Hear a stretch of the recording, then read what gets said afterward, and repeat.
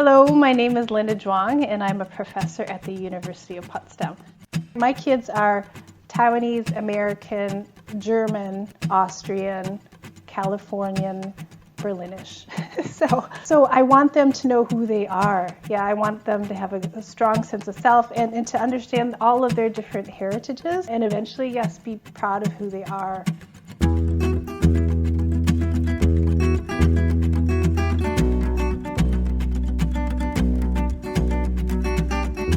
Hi everyone, thank you for listening to this episode of Researching Diversity.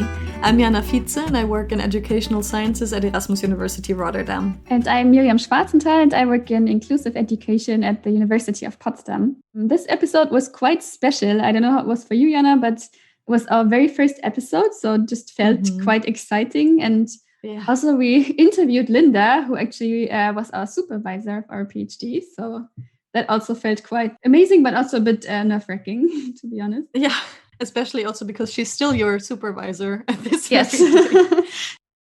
But beside being a supervisor, I think she has really been a mentor for us because she's also such a role model, a successful woman in sciences. She has really inspired us in many ways. So she was definitely the perfect guest for our first episode.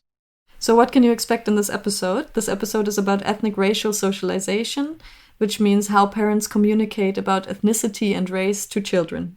Yeah, so we talk actually a lot about parents, but besides parents, you will also hear how socialization can happen among peers, but also how schools in Germany might be able to address issues of racism. And besides socialization, we also talk about representation, which is a hot topic, of course. Linda mentions it in her own personal story when she tells the story of how she was motivated by a lecturer of color to become the researcher that she is today. Yeah, and interestingly, the same topic I think came up later again when we talked about the future, and we discussed a bit how every lecturer and teacher actually can be a mentor or a role model also and promote representations. Yeah, and as always, you can find the references to the studies that we mention on our website. And we also posted bonus materials for you, and there you can find out why we talked about a zucchini that was the size of a cat. All right, let's start with the episode. Welcome, Linda. We're so happy to have you as the very first guest of our podcast, especially because Jana and we both did our PhDs with you, and you've been such a great mentor for us during these past few years. And I think we both have the feeling that we learned a lot from you, not only from your research, but also a lot from your personal perspective. So yeah, we are really excited to have you here. And now, as in every episode from now on, we'll start talking a bit about the past. Why did you become interested in the topic of parental ethnic racial socialization? Thank you. I wanted to say first, thanks so much for inviting me. I'm very honored to be your first guest. You guys were really nice to have as PhD students, so I'm happy we're still doing things together.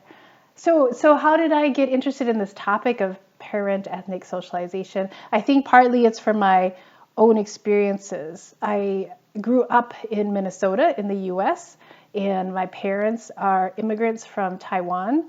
And in Minnesota in the 1980s was not very diverse. There weren't a lot of Asian people. So I realized from a very early age that I was different in a lot of ways from my classmates. I looked different. I brought different food for lunch. I didn't know things that my classmates knew. So being aware of this difference, I realized much later when I was in my 20s that my parents parented me in ways that were that I later understood because of their immigrant background. So they didn't know some of the things that my classmates' parents knew. So they tried to pass on their Taiwanese culture to us, and also they wanted us to pick up the American culture. They wanted us to speak English accent-free, but other things they didn't want us to do, like date. So I realized that, and if I experienced things in school, so if somebody maybe teased me because of my background, because I brought weird food, I didn't tell them. So some things they taught me about being Taiwanese, also being American, but I think I got interested from my own personal experience. And we know you also have two kids, and you also kind of use what you learned and then try to raise your kids in a different way? Or how do you kind of try to transmit these experiences also to your own kids? Yeah. So I think that, once you have your own kids, then you kind of rethink, I think, how your own parents raised you. So there's some things that I wanted to do the same as my parents, and other things I wanted to do different. And I think one of the biggest differences is I wanted to have my kids be ready. So be ready for what? I wanted them to be ready for if somebody, they're mixed race. So my kids are Taiwanese, American, German, Austrian, Californian, Berlinish. So I want them to know who they are. Yeah, I want them to have a strong sense of self and to understand all of their different heritages, and eventually, yes, be proud of who they are. So if somebody says something to them, or maybe it's not the nicest because they may look different, I want them to be ready to know how to deal with that. And I think too, we live in Berlin, and when they walk down the street, people are going to see them in a certain way. They look Asian mixed, yeah?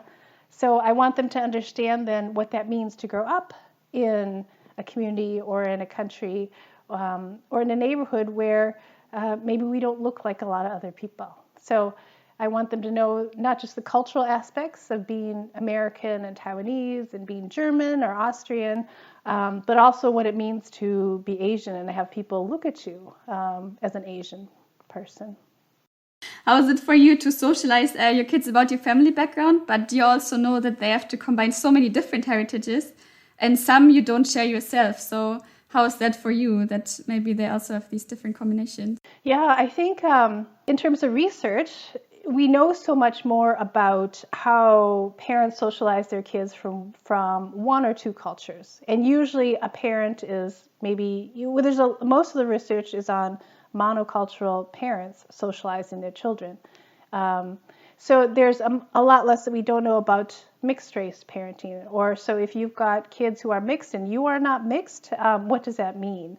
So I think one of the things that has been found in this newer research of mixed race parenting is that it's important for parents to not give the message to their kids that maybe they need to choose one more than the other, or that one is better than the other. But what seems to be helpful is to have kids be able to draw from and recognize and appreciate all the different backgrounds. So I'm not native German, I'm not native Austrian. They see that with my husband, but they also see both of us supporting and appreciating each other.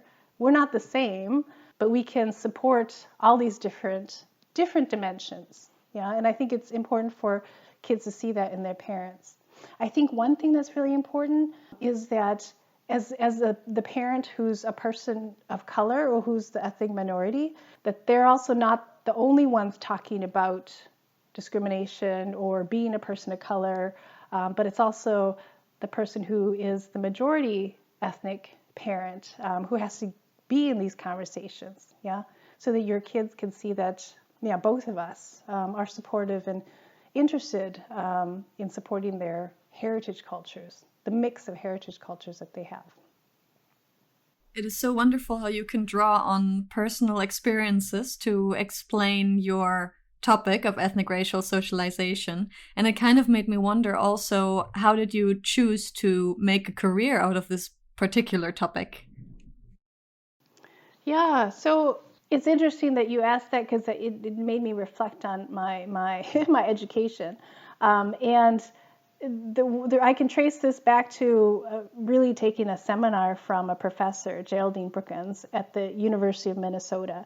And at the time, I was an undergraduate studying for my bachelor's in child development, and she taught a class called Black Child Development, and it was actually a graduate seminar.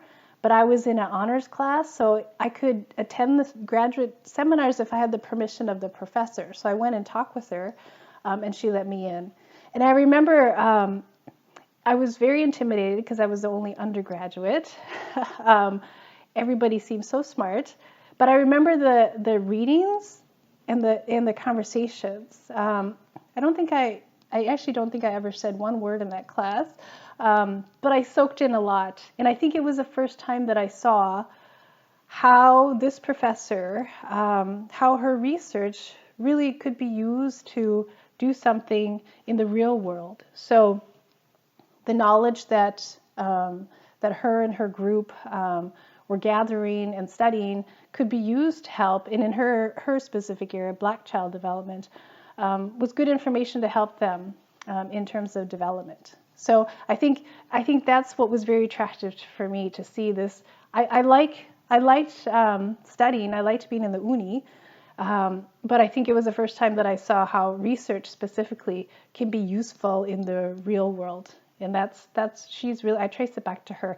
And what's interesting, which I didn't realize until you asked me this, and I thought about it, I think that she was the only teacher or professor of color. She's African American. I think she's the only one that I've ever had in my entire education. So I was thinking back, my elementary education, my high school, my undergrad, my whole graduate school. She was the only person of color, only professor of color. And so it made me think, gosh, I wonder if that also, maybe something stuck in my brain, like, oh, I can, I understand, and I can see myself maybe doing something like that. So, but it's interesting. I never really thought about that until this question. So, and I think it's true, like if you are a teacher, if you are a professor, you never know what ways you are affecting your students. Yeah, like, and you sometimes think it could be one little thing that you say or a class that but you just never know. So I think if you are a teacher or a professor, you never know, who you support or what who's looking up to you. But she really did affect me.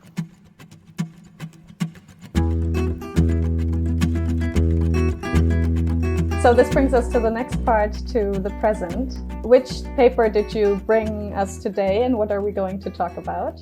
So the paper that I chose, so it's by Diane Hughes and colleagues from 2008, and it's called How to Catch a Moonbeam, a Mixed Method Approach to Understanding Ethnic Socialization Processes in Ethnically Diverse Families.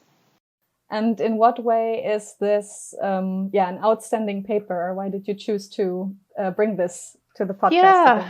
Right. Well, so it was kind of a challenge in some ways, because there's a lot of good papers out there.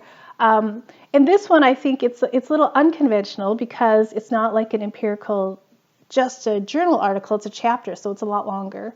But what I really like about this paper is that it's for many psychological constructs, something like socialization or ethnic socialization, it's complex. There's many dimensions. You can approach that research question of, how do you understand parental ethnic socialization? There's so many different things you can study. So, you can ask, what do parents do? What messages do parents give their children about their cultural heritage or being mixed race in Germany or wherever? So the what or the content. And you can also focus on how parents do that, the process of socialization. And you can talk about why, or try to figure out why, what are the socialization goals, or when, if you've got a 5-year-old versus a 10-year-old, how do you talk with them similarly or differently about these issues of culture, diversity, migration, race, whatever. So to try to understand such a many-faceted construct, you need different approaches. And so what I liked about this paper is that it does use both qualitative and quantitative methodologies. And I think that's very valuable, because if you ask questions using surveys, you get one picture, and you get different kinds of information compared to if you then did interviews with parents and adolescents. So one thing I really liked about this paper is that it combines both, and I think it gives you a good picture then of how complex this construct is, and that you get different information depending also on the methodology that you use. I think it's really interesting that in this paper, they also mention multi-informant studies. So to ask parents as well as their children about how they perceive their conversations, their interactions. And that actually when you ask parents, they might give you one picture, but if you ask children, they might give you a very different picture. I think that another important finding or conclusion from that body of research is that often we think of socialization as a one-way street. Parents communicate messages, or teachers communicate messages, or schools communicate messages. But how those messages are understood and incorporated into the adolescent's thinking or belief system or identity, that's a whole nother thing. So it's not just a one-way street, that children and adolescents are very active in how they see their parents and teachers in schools in their socialization efforts. So I think both are important. The intentions of what teachers want to do in the classroom, the intentions of what parents want to do in the family. But of course, we have to pay attention to and study, well, how do children respond to these messages, or adolescents, both in the family but also in the classroom as well. So trying to understand socialization as a more dynamic process, not just one way, I think that is important. And I think that Diane Hughes' research also highlights that. Yeah. And I think it's really interesting. She has such a nice way of also introducing different types of messages. So she really clearly says there's the cultural socialization, so emphasis on cultural knowledge or history or traditions, preparation for bias, so also discussing stereotypes or racial bias, egalitarianism, so in the sense the value of diversity in general, or equal treatment, or also promotion of mistrust. And she also writes that different ethnic or cultural groups talk about very different things with their kids. Now, you have done a lot of research on Asian American families and how they communicate about culture, about race, about ethnicity. And I was wondering, what can you tell us about this specific group from your own research? What you'll find in the U.S. is that what we know about Asian heritage parents is mostly those who are immigrant parents. So I think a lot of the research has mostly focused on if parents immigrate to a new country, how do they parent their kids? And I've done this in my research as well. And I think now I've moved beyond that because it's not the only dynamic between parents and children of different backgrounds. They often focus on the conflict. So if your parents grew up, my parents grew up in Taiwan, their ideas of dating were very different from American ideas of dating. So there was conflict there. So in my own work has focused a lot on that potential conflict. What I'm interested in now, because Asians have been in the U.S. since the 1500s, actually. So we're not all first immigrants, So there are second, third generation Asian heritage. And what I find in my own research is that they tend to maybe parent differently from their parents. Precisely because they have grown up in the U.S. and maybe see the racial dynamics or the hierarchies or experience discrimination, and they don't have to worry, for instance, about language. They don't have to worry about that their kids were not going to grow up speaking English. So maybe they can focus on other things. So I do think it matters when we talk about parents, what generation of parents. Are we referring to immigrant parents or referring to second generation parents? Because I do think that sometimes they might end up socializing or parenting their children differently. So, and I think in Germany, that's a good question. What's happening here? So, and Miriam knows this, and, as others in our group like Tuche, we've been trying to find research about cultural, ethnic, racial socialization of, migrant heritage parents in Germany. And there's not yet much known that we have found so far. So we found some about, Turkish heritage and religious socialization, some cultural socialization. But how do parents communicate and talk about and, prepare their kid for growing up in a world where they are going to be an ethnic minority, for instance? How is their group seen by other groups, or how do their groups relate to other groups? So intercultural or intergroup dynamics, I don't know. Or that's what we would like to find out in Germany. Like how do families of different heritages, how are they approaching these issues? And then what schools are doing too. Yeah. So if schools and classrooms are becoming much more diverse, how do teachers and school policies, how do they approach diversity, migration?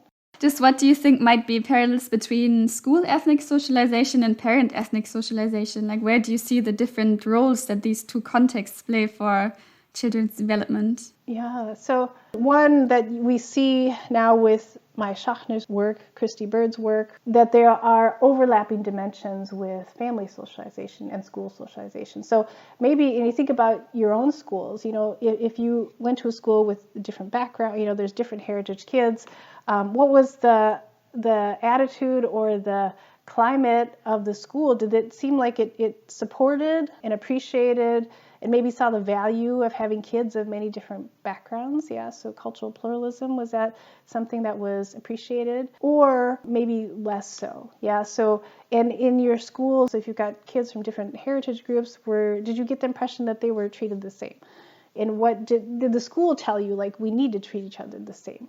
Yeah, so in the same way, families can give similar messages. Yeah, I mean, did your parents tell you that we should be open and we should seek out people who might be different from us and be open and get to know people who don't just look like us? Yeah, and did your parents tell you that, you know, we need to treat each other all the same? You know, that we're all equal? So I think there are some parallels in some of these broader dimensions of socialization within families and also within schools. Well, there's different contexts for socialization, right? So a child always grows up between different social contexts. And I was wondering if maybe, speaking of different types of messages, if, you know, conversations about ethnic pride or heritage might be easier or more effective within the family, whereas conversations about discrimination, you know, things that happen a lot outside of the family, maybe the school is a very good context to address especially these issues. So do you see maybe that the contexts could complement each other in a way in their socialization? They could. I feel like too, like they could either complement or else they conflict. You know, maybe the messages that you get at home from your parents, you know, maybe in your home, your parents tell you, you know, each group we are equal. Yeah. There's no group that's worse than us or better than us. But in the schools, maybe there's a different message. Yeah. And it could be flipped the other way around as well. But I do think, you know, something like the topic of discrimination or racism, you know, who wants to talk about racism? That's a difficult topic, I think, for schools to have. It's also a difficult topic for parents to have. So I think that, but in our work, or as you know, in our group and on our team, these issues, these big issues that are difficult maybe to talk about, I think it has its place both, of course, in families, but also in schools. But that's what we are trying to figure out in our research too. Like, what is a good way to talk about these things? You know, how do we bring up these issues with seventh graders? And then what is the effect on them when we do that? Yeah. So if we bring in a structure or, you know, lessons or intervention programs to talk about these things. So what is the ultimate, you know, what happens? So that's what our research is trying to find out. But I think, yeah, socialization happens, of course, in many different domains. And to try to figure out what each domain brings, what do parents bring, what do schools bring, and then more importantly, and what gets done less, is just how do those two interact or intersect, yeah. And peers, I mean, Jana, your work also, and yours, Miriam, has both worked on peer socialization. The importance of friendships in understanding ourselves and our cultures, our heritages, you know, if we experience discrimination, that's another domain that's very important. So, yeah, I think trying to understand socialization in these different domains is necessary. And yeah, you also mentioned the topic of racism and how adolescents discuss potentially racism with peers or parents. I was wondering, in the specific context of Germany, because also you've been living and working in Germany now for quite some years, what do you think, like how does the specific, also maybe historical situation in Germany maybe affect how adolescents talk about these issues with friends or with parents? That's another big question. I think it's a very important question. I think sometimes, and again, I've lived here for, this is on my 6th year, I think, so, and visited schools, and, my understanding of what's happening in Germany, I've learned a lot in these 6 years. And I think that, on the one hand, racism is, you see this word on schools, Schule ohne Rassismus. You see this word racism on schools. So in some ways, it's very open, this discussion. But of course, then in other ways, and we hear this from people who are studying these issues, born and raised in Germany, that racism is sometimes limited to a certain piece of history in Germany, so that everyday contemporary racism, this is very difficult to have conversations about. And I know that, in the Me Too movement in the U.S. against gender harassment, in Germany there was a Me Too, but that was a METWO. There was a big Twitter conversation about who's German, that I can be German and Turkish, I can be German and whatever, Syrian or Vietnamese. And a lot of these Twitter tweets were also about experiencing racism, So, and how difficult it is to have these conversations of who is German and, who sees me as German or not. So I think in Germany for young people, I do feel like young people talk about these issues maybe easier, have an easier time. I feel like as adults or researchers or teachers, when we go into the schools, teachers, of course, they tell us, okay, I'm glad you guys are talking about it because we don't talk about it, but we think it's important. But maybe we don't really know how to talk about it. So, and I think, talking with 7th graders about these issues, sometimes they're quite matter of fact, so they experience discrimination and they just say, well, it's an experience and it's not, in the classrooms, it's not a horrible discussion. But I think, it's good to be open about these things, and it's an important discussion. Talking about different socialization contexts, is there any project that you are currently working on with regard to this topic? Yes, well, Miriam knows. So I'm talking with Miriam and Tucha, and we are just starting. We are going to start from the ground up and do focus groups with diverse young German adults. So, and we're specifically looking for people, who are Turkish heritage, Kurdish, mixed race, African, Asian heritage. So young adults maybe that have not been a central focus of research in psychology or education, to get at this question of how they were raised in Germany and how their parents and schools and peers engaged in socialization on cultural, ethnic, racial issues. So, where do they learn what it meant to be a part of Germany or not, or who do they turn to if they maybe experienced discrimination? Are they very proud of their heritage, and why? If they are, why? And if not, what do their parents tell them? About what it means to be Vietnamese heritage in Germany. What do their parents tell them about that, or not? So we're going to start first with these focus groups and then build from there.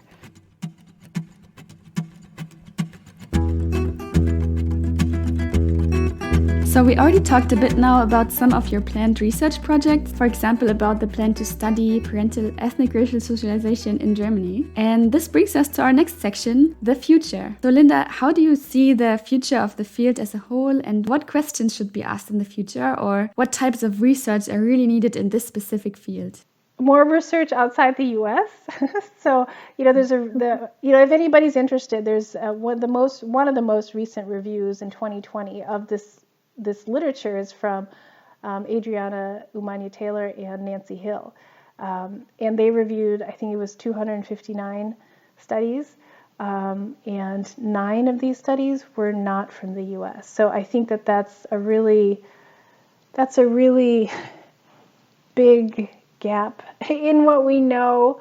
That we need to know more rather than just what's going on in the U.S. on these issues. So I think that in the future we do need to think about these issues.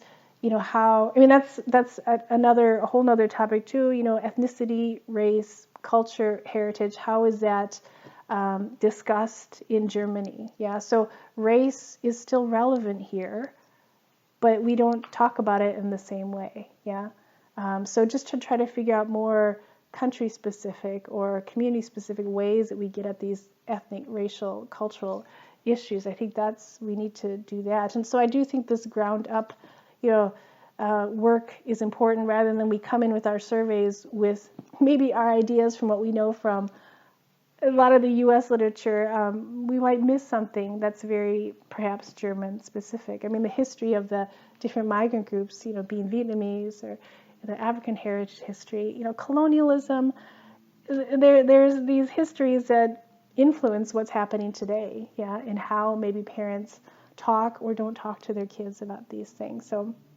I do think that we need to, try to be more not just situation, but context specific in how we approach studying ethnic racial socialization. Yes. So we've now talked about the future of the field, but of course it's also important to talk about the future of science or academia in general. I know this is quite a broad question, but in a lot of your research, you've taken a resilience or strength-based perspective. So to really focus on the strength and positive outcomes such as well-being or academic achievement of youth in the US and in Germany now. And I was wondering, is there a way that we can apply this same view and focus on strength and on positive outcomes when it comes to increasing representation of underrepresented groups in sciences? And by underrepresented groups, I mean specifically female social scientists, scientists from ethnic minorities, cultural minorities, racial minorities, and so on. So I'm just thinking about people who are doing research on migration, for instance, in Germany and Europe. It's not a huge diversity of researchers and scholars that are doing work on migration in psychology and education. Yeah, so I think that what's necessary is that we need to broaden that. We need to encourage more young people of various backgrounds to go into research and to be in academia, so that there is more. Well, there's more representation.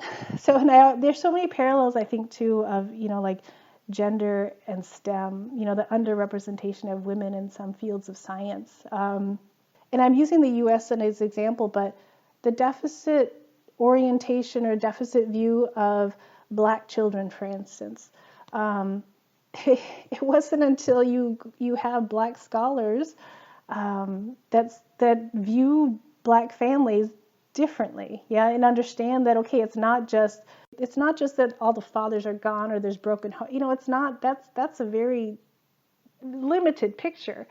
But if you have a wider range of scholars with wider different viewpoints and worldviews, I think you do end up asking different questions, such as, not just what's wrong with ethnic minority children or Black children, but what is going well? Yeah, what are their strengths? And we know that there are healthy, competent, young people of color. So I think that, just getting more researchers and young scholars, a greater diversity, that's very necessary to also change the science.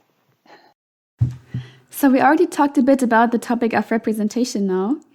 And I can just say that also from my own personal experience, as a young female researcher, I found it so valuable to have a strong female role model and also a mentor who was so supportive of young female scholars. So I was wondering, what do you think? What could or should mentors or senior researchers do to also support the representation of young female scholars, but also of ethnic minority scholars? That is a great question. I mean, It takes time, I think, for changes or things to happen. I think we need to find ways to make it attractive for whether it's women or ethnic minorities to get into research. So they have to see that their contributions are valued, yeah? That maybe there's more than one way to look or be as a researcher. If we have a kind of narrow view of what a researcher is like, that might limit the choices that people see, like, okay, a researcher should look like this and study this way, and so I think being as a mentor to somehow support a broader range. So for me, I when I interview students for PhD, of course I'm looking for excellent. That's why you guys are, I'm looking for excellence, yeah, which also means, and also diversity, yeah. So you can convey that to the students or the young scholars that you are working with. I don't know, this sounds very simplistic in some ways, but I just feel like if you are the professor, that you somehow have the responsibility to create a welcoming environment for people who may look different from who you are, have different backgrounds. Yeah, so I'm not German, or you guys grew up very differently than me, but of course we share some similarities. But even from my very American, when I first met you, I want to convey somehow that I welcome young people who have the same motivation to change things in the world through their research, for instance. Yeah, and I want to support that. But I also think I do want to say what I think is really needed, and I don't know how to do this yet, but this idea that excellence comes first and then diversity. Yeah. And I think that's not, I don't agree with that. Like I do, excellence is not something that's in conflict with diversity. And I think to address so many structural inequities, such as when you're young, what school do you go to, what neighborhood do you come from, that put you on a path, do you get to go to gymnasium or not, to address some of these barriers, we need to have programs that really support and are targeted towards, for instance, women in science, or getting women into science, into STEM fields, or ethnic minorities into studying migration, for instance. So I do think on a professor level you need to have a change, but also on a structural level, whether it's from funding agencies or programs that universities have to give more support for underrepresented minorities. I think structurally, how do we support underrepresented minorities? That's needed. That's really needed. We've talked about so many things today, different issues with regard to the topic of ethnic racial socialization, but also representation of minorities in the field and in research in general. And I have one final question for you that we want to ask every guest on our podcast. How do you stay motivated to continue with your work on all of these difficult issues? How do you do it? Yeah, so I think that's a great question, because I think one thing that's very motivating is just like talking to these young people, talking to 7th graders about these issues of diversity and migration. But yeah, to see 7th graders who are thinking about, okay, who are they and what is their place in society? These 7th graders are thinking about these things, beginning to think about these things. To me, that's very motivating, because they have a lot of questions. They have sometimes uncertainties. So if my parents were born here and I was born abroad, am I German? They have big questions. So I think to me that's very motivating that our research can help try to understand how young people are thinking, but also then what can, again, teachers, schools, parents do to promote their development and their thinking. And I think the other is exactly when I see young scholars like you two that are tackling head on these issues of diversity and creating new podcasts and new information and knowledge. I get really excited, really. So I think what motivates me is really to surround myself with people like you two, who care about these very, very important issues and care about them not just on the academic level, but also on a personal level too, and then actually do something about it. Thank you so much for doing our very first episode with us. No, well, thank you too. It's really nice to talk with you about these things, and yeah, I wish you luck in this podcast. Thanks, Linda, for joining us today and for helping us to increase visibility of outstanding social scientists as yourself, but also of cutting-edge research. And thank you all for listening, and talk soon.